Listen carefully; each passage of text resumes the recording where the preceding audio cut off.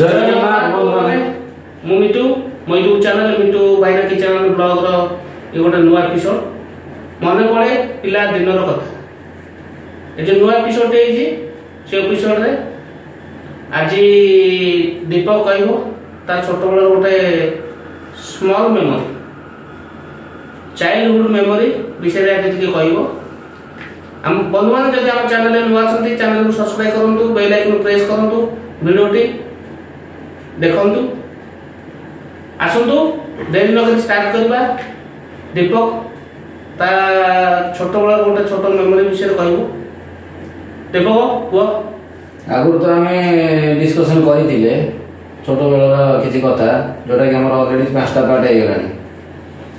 ଆଜି ବି ମୁଁ ସେମିତି ଗୋଟେ ମଜାଦାର ଚଟପଟା କଥା କହିବାକୁ ଯାଉଛି ଯୋଉଟାକି ହୁଏତ ସମସ୍ତଙ୍କ ଲାଇଫରେ ଘଟିଥିବ। ତମ ଲାଇଫରେ ବି ଘଟିଥିବ, ମୋ ଲାଇଫରେ ବି ଘଟିଛି, ସମସ୍ତଙ୍କ ଲାଇଫରେ ଘଟିଥିବ ବୋଲି ମୁଁ ସିଓର।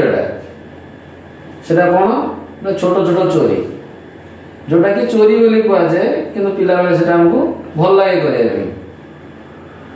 ମୁଁ ବର୍ତ୍ତମାନ ସେମିତି ଗୋଟେ ଜିନିଷ ବର୍ତ୍ତମାନ ମନେ ପଡ଼ୁଛି, ମୋର ମନେ ପଡ଼ୁଛି କ'ଣ, ଇଏ ବାଙ୍କିରେ ଆମେ ଯେତେବେଳେ ଥିଲୁ, କହିଥିଲି ବାଙ୍କିରେ ମାଡ଼ ଖାଇବା କଥା କହିଥିଲି ବାପାଙ୍କ ଠାରୁ। ଇଏ ହେଉଛି ସେ ବାଙ୍କିର କଥା। ହାରାହାରି 2001-2 ବେଳେ ହବ, ସେଇ ଟାଇମ୍ର ଏଇଟା କଥା। ସେତେବେଳେ ବହୁତ ଛୋଟ ଥିଲୁ। ମୁଁ ସେ ଯେଉଁ ଶିଶୁ ମନ୍ଦିରରେ ପଢ଼ୁଥିଲୁ, ସେ ପାଖରେ ଆମର କଲୋନୀ ସବୁ। ତ ଆମେ ଚାଲି ଚାଲି ଘରକୁ ଆସୁ। ସେଠି ପାଖରେ ଆମେ ଭଲ ଭଲ ସାଙ୍ଗ ଥିଲୁ। ଆମେ କିଏ, ମୁଁ, ଆମର ସୋମୁ ବୋଲି ମୋର ଗୋଟେ ସବୁଠୁ ବେଷ୍ଟ ଫ୍ରେଣ୍ଡ ଥିଲା। ରାକେଶ କୁମାର ବଳିଆର ସିଂ ବୋଲି ଗୋଟେ ସାଙ୍ଗ ଥିଲା। ମେ ବି ଯଦି ସିଏ ଏଥିରେ ଶୁଣିବେ, ୟୁଟ୍ୟୁବରେ ବର୍ତ୍ତମାନ ଶୁଣିପାରିବେ ଯଦି କେତେବେଳେ ତାଙ୍କର ମନେ ପଡ଼ିବ। ତାପରେ ଝିଅ ପିଲା ବି ଆମ ସାଙ୍ଗେ 2 ଜଣ ଆସନ୍ତି, ସ୍ମୃତି ସ୍ୱରୂପା ନାୟକ ଆଉ ଲିପି। ଆମେ 5 ଜଣ ପ୍ରାୟ ସାଙ୍ଗ ହେଇକି ସବୁବେଳେ ଆସୁ। ତ ଆସିବା ଭିତରେ ସ୍କୁଲର ଜଷ୍ଟ ପାଖାପାଖି ସେ ରାକେଶର ଘର, ରାକେଶ କୁମାର ବଳିଆର ସିଂ ଜି। ତାଙ୍କର ଗୋଟେ ଭଲ ଆମ୍ବ ଗଛ ଥାଏ, ବାଇଗଣ ପଲେଇ ଆମ୍ବ, ବହୁତ ଆମ୍ବ ହୁଏ। ପୁରା ଗଛର ଯୁଆଡ଼େ ଦେଖିବ ପୁରା ଆମ୍ବ। ସେ ଆମ୍ବ ଗଛକୁ କ'ଣ ହୁଏ, ସେ ନିଜେ ବି ସେ ଆମ୍ବ ସେଥିରୁ ତୋଳିକି ଖାଇପାରେନି। ଛୋଟ ଛୋଟ ହେଇଥିଲୁ, କ୍ଲାସ୍ 1ରେ ପଢ଼ୁଥିଲୁ। ତ ଆମେ ସେଠୁ କ'ଣ କରୁ, ସବୁବେଳେ ଲୋଭ ହୁଏ ଦେଖିକି, ବଡ଼ ବଡ଼ ଆମ୍ବ, ବାଇଗଣ ପଲେଇ ଆମ୍ବ ହେଇଛି, ଲୋଭ ହୁଏ। ତାକୁ ଯଦି ମାଗିବ, ଆରେ ଆମ୍ବ ଦେଉନୁ, ନା ମୁଁ ଦେଇପାରିବିନି, ଜେଜେମା ଜଗିକି ବସୁଛି ଗଛରେ, ମୁଁ ତ ନିଜେ ଯାଇପାରୁନି, ଆଉ ତମକୁ କ'ଣ ଦେବି। ତାପରେ ସେଠୁ ପିଲାଳିଆମି ବୁଦ୍ଧି, ଶୈତାନିଆ ବୁଦ୍ଧି ଯାହାକୁ କୁହନ୍ତି। ତେଣୁ ମନେ ପଡ଼ିଲା ଗୋଟେ କାମ କରିବା। ସିଏ ନିଜେ ଆଇଡ଼ିଆ ଦେଲା, ତମେ ଏପଟୁ ଟେକା ମାରିଲେ ଯେଉଁ ପଡ଼ିଯିବ, ତାପରେ ମୁଁ ଯାଇ ସେପଟୁ ଧୀରେ ଧୀରେ ଗୋଟେ ନେଇ ଆସିବି। ଆଉ କ'ଣ, ଯେହେତୁ ତାଙ୍କ ଘର କେହି କିଛି କହିବେନି, ଧରି ଆସିବ। ସିଏ ତେଣୁ କରି ବୁଲିକି ଯିବ, ନେଇକି ଆସିବ। ଆଉ ତ ଆମେ ସେଇଆ କରୁ। ବିଶ୍ୱାସ କର ମିଟୁ, ଏଇ ଗୋଟେ ଟେକା ମାରିବ, ମିନିମମ୍ 2-3ଟା ଆମ୍ବ ବଳିବ। ଆମେ ଏତେ ଆମ୍ବ ପୁରା ଫୁଲ୍, ପାଚେରୀ ବାହାରୁ ଆମେ ଛିଡ଼ା ହବୁ ସବୁ। ହଁ, ଆଉ ଗୋଟେ ଜିନିଷ, ଆମେ ସେଠୁ କ'ଣ କଲୁ, ପ୍ଲାନିଂ ଯେତେବେଳେ ହେଇଗଲା ଆମ୍ବ କାଲି ପାରିବାର ଅଛି, ଲଙ୍କା ଆଉ ଲୁଣ କାଗଜରେ ନେଇକି ଯାଇଛୁ। ପୁରା ପାଗ କରିକି ଯାଇଛୁ। ମାନେ ସେ କଥା କହିଲା ପାଟିରୁ ଲାଳ ପଡ଼ିଗଲାନି। ତ ଆମେ ସେଠୁ କ'ଣ କରିଛୁ, ସୋମୁର ମୋର ଆମେ 2 ଜଣ ଟେକା ମାରିଛୁ। ଟେକା ମାରିବା ଭିତରେ 4-5ଟା ଆମ୍ବ ବଳିଛି।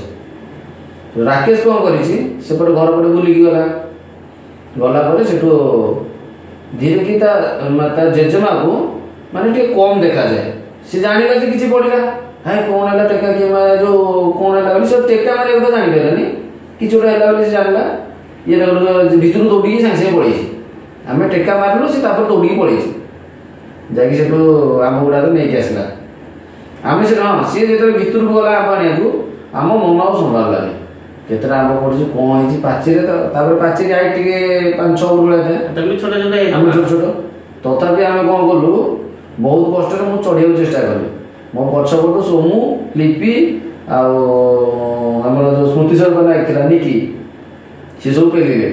ମୁଁ ଚଢ଼ିଯାଇଛି ପାଚେରୀ ଉପରକୁ ଚଢ଼ିଯାଇଛି। ଦେଖିଲା ବେଳକୁ ରାକେଶ ଆସିକି ପହଞ୍ଚିଲା। ସେଠୁ ଆମ୍ବ ଆଣିଲା। ତାପରେ ମୋତେ କହିଲା, ତୁ ଓହ୍ଲେଇ ପଡ଼। ମୁଁ ଭାବୁଥିଲି ସେପଟକୁ ଓହ୍ଲେଇବି, କିନ୍ତୁ ଏପଟକୁ ଆଉ ଓହ୍ଲେଇ ମୋତେ ଭାସିଲୁ। ତାପରେ ଆଣିକି ପାଗ କରିକି ଖାଇଲୁ। ଏମିତି ବୋଧେ ହାରାହାରି ମାସେ ଖଣ୍ଡେ ରେଗୁଲାର କରୁ। ମଜା ତ ଲାଗିଲା। ଗଛ ଅଧା ଖାଇ ଦେଇଛୁ ବୋଧେ ଆମେ। ଇଏ ଗୋଟେ କଥା ଯୋଉଟାକି ମନେ ପଡ଼ିଲେ ମାନେ ସବୁବେଳେ ମୋର ମନେ ପଡେ ଯେହେତୁ ପିଲାବେଳରେ ଗୋଟେ ଅଭୁଲା ସ୍ମୃତି ଟାଇପର। ନାଇଁ ସେଟା ସେତେବେଳେ ଦେଖ ଆମର ମୋବାଇଲ ଫୋବାଇଲ କିଛି ନଥିଲା।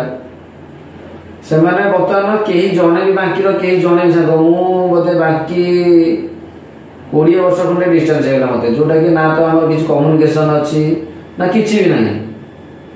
ସେମାନେ ମେ ବି ମତେ ମୋ ନାଁ ଜାଣିଥିବେ କି ସେମାନଙ୍କୁ ଦେଖିଲେ ବି ମୁଁ ଚିହ୍ନି ପାରିବିନି କି ସେମାନେ ମତେ ବି ଚିହ୍ନି ପାରିବେନି।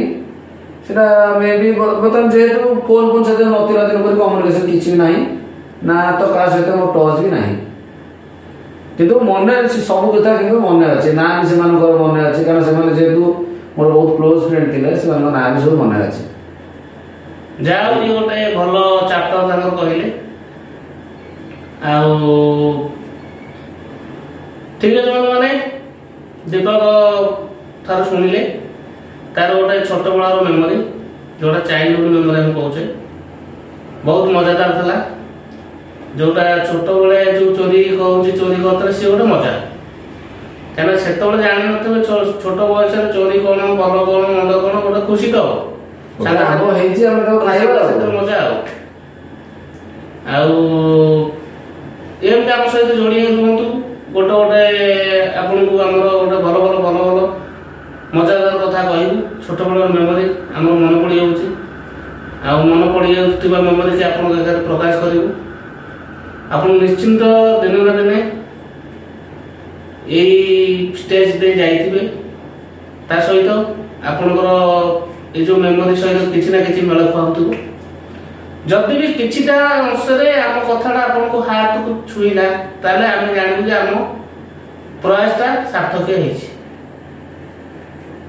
ଆମ ସହିତ ଏମିତି ଯୋଡ଼ି ହେଇକି ରୁହନ୍ତୁ। ଆପଣଙ୍କର ପ୍ରିୟ ଚ୍ୟାନେଲ ମିଟୁ ଭାଇନାଙ୍କ କିଚେନ ଆଣ୍ଡ ବ୍ଲଗ ମାନେ ରହୁଛୁ।